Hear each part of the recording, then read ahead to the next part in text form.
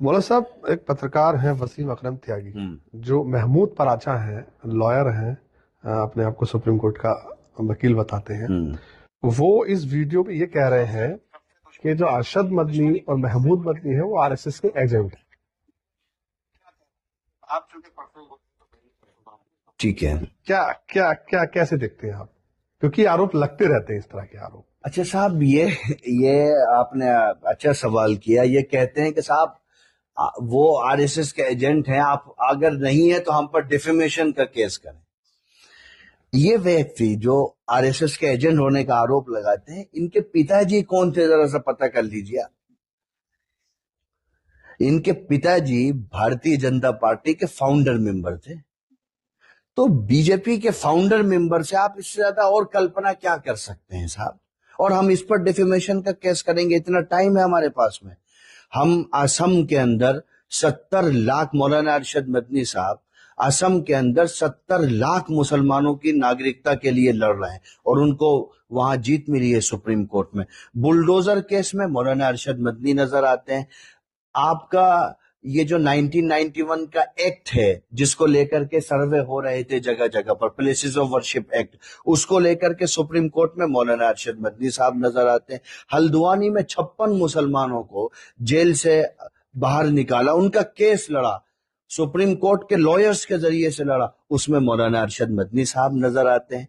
इसके अलावा मदरसों की लड़ाई आप कल्पना कर सकते हैं, हजारों मदरसों पर तलवार लटकी हुई थी एनसीपीसीआर में, उसमें मौलाना अरशद मदनी साहब नजर आते हैं। वक्फ अमेंडमेंट एक्ट आता है, सबसे बड़े सम्मेलन देश के अंदर, उसके खिलाफ में 3 रैलियां मौलाना अरशद मदनी साहब करते हैं। सुप्रीम कोर्ट में कपिल सिब्बल साहब मौलाना अरशद मदनी के वकील के तौर पर पेश होते हैं। तो भाई, वक्फ उम्मीद सेंट्रल पोर्टल पर जायदादों को अपलोड किया जाए, मौलाना अरशद मदनी साहब करते हैं। संभल दंगों पर मौलाना अरशद मदनी साहब की state unit free legal aid देती है। मुरादाबाद लिंचिंग पर मौलाना अरशद मदनी साहब की यूनिट फ्री लीगल एड देती है। अलीगढ़ लिंचिंग पर मौलाना अरशद मदनी साहब की यूनिट फ्री लीगल एड देती है। कुशीनगर में, महाराजगंज में मदरसों के लिए स्टेट प्रेसिडेंट मौलाना अरशद रशीदी साहब की लीडरशिप में और मौलाना अरशद मदनी साहब की क़यादत में जमीयत उलमा हिंद ने इलाहाबाद हाई कोर्ट में उनके केस लड़ती है और जिसमें से कईयों को तो रिलीफ भी मिल गई है। तो भाई, आप हमारी क्रेडिबिलिटी पर सवाल उठाओगे, जमीयत उलमा हिंद, और इस पर हम डिफेमेशन का केस क्यों करेंगे भैया? इतना टाइम है हमारे पास में, इतना पैसा है, हम भारत के कमजोर, गरीब, मजलूम मुसलमानों के लिए हम खड़े होंगे, उनकी मदद करेंगे। इस पर डिफेमेशन का केस करके क्या करेंगे? इनकी क्रेडिबिलिटी क्या है भाई? ये हमारे पड़ोस में आए थे चुनाव लड़ने के लिए, अब आप पूछ लीजिएगा जाकर के कितना वोट मिला था। रामपुर लड़े थे चुनाव। हाँ, जहां भी लड़े हो, हमारे पड़ोस में ही आए थे कहीं। तो इनकी क्या क्रेडिबिलिटी है? हम इन पर डिफेमेशन, इसके बारे में हम चर्चा करके इसका स्टेटस भी नहीं बढ़ाएंगे साहब।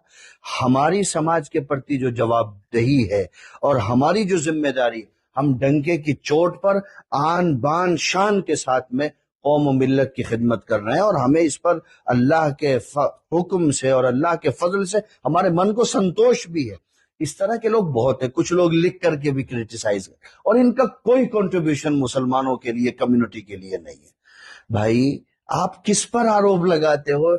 जिसके फादर, जिसके पिताजी अगर ब्रिटिश गवर्नमेंट से कहते कि रायसीना हिल्स के सामने आप वायसराय जहां रहते हैं उससे ऊंचा महल मुझे बना करके दो, तो ब्रिटिश गवर्नमेंट बना करके देती। सिर्फ एक मांग करती ब्रिटिश गवर्नमेंट कि आप अंग्रेजों के खिलाफ फौज में भर्ती होने का फतवा वापस ले लीजिए।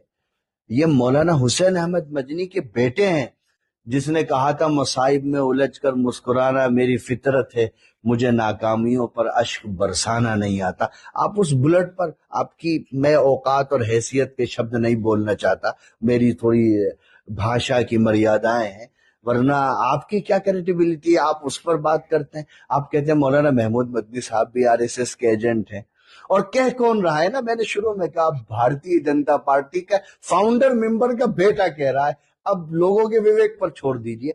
जिस महमूद मदनी ने, जब मुसलमानों पर टेररिज्म का लेबल चिपकाया जा रहा था, उन्होंने मुल्क के अंदर کئی راجیوں میں آتنکواد ورودھی اور امن شانتی کو لے کر کے بڑے بڑے سمیلن کیے. اور آپ کو میں بتاتا ہوں آپ کے مادھیم سے لوگوں کو بھی، 2014 میں جب ISIS کا پرکوپ بہت تھا تو اس وقت کے تتکالین گرہ منتری نے راجناتھ سنگھ نے پارلیمنٹ کی پٹل سے یہ بات کہی تھی کہ اگر بھارت کے دھرم گرو مسلمان یواؤں کے اندر جاگروکتا پیدا نہ کرتے تو ہم ISIS میں انوالو ہونے سے نوجوانوں کو اتنی بھاری ماترا میں نہ روک پاتے. بھائی صاحب آپ کا مالدیو کے لوگ زیادہ چلے گئے یا ISIS میں، بھارت کے نہیں گئے. اس کے لیے کریڈٹ آپ کس کو دئیے گا؟ ان کو دیجیے گا.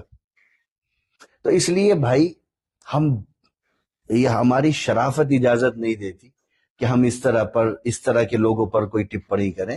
نہ ایسا نہیں ہے کہ ہمیں بولنا نہیں آتا، جب ہم بولتے ہیں تو صاحب پوری بنیادوں سے نکال کر کے لے آتے ہیں. آپ یہ تو بہت بڑی بات ہو گئی، ہمارے پریزیڈنٹ کے بارے میں بول رہے، ہمارے بارے میں بھی کچھ لوگ بولتے ہیں، ہم تو جواب نہیں دیتے. کیا مطلب کیا ہے اس طرح کی باتوں کا؟ بھائی ہم تو نہیں کہہ رہے کہ جمعیت سب ٹھیکہ لی ہوئی ہے، ہر سمسیا کا سمادھان جمعیتی کرے گی. ہمارے پریزیڈنٹ نے تو ایسا دعویٰ نہیں کیا. آپ کا کیا کنٹریبیوشن ہے آپ پیش کرو نا. آپ 4x4 کے کمرے میں بیٹھ کر کے بھاشن کرنے سے، 2-4 مضمون لکھنے سے آپ کمیونٹی کا بھلا تو نہیں کر سکتے. تو ٹھیک ہے، اس پر ہم اس کی یہ تمنا کبھی پوری نہیں ہوگی. اور یہ کہہ رہے کہ پاس ثبوت ہے، تو بھائی لاؤ نا ثبوت. تمہارے پاس ثبوت ہے تو کرو نا. تم ایک ریلی کرو، دیکھ لیتے کتنے لوگ ہیں تمہارے ساتھ میں. چھوڑیے، خیر. بس اب راجنیتی پر آ جاتے ہیں.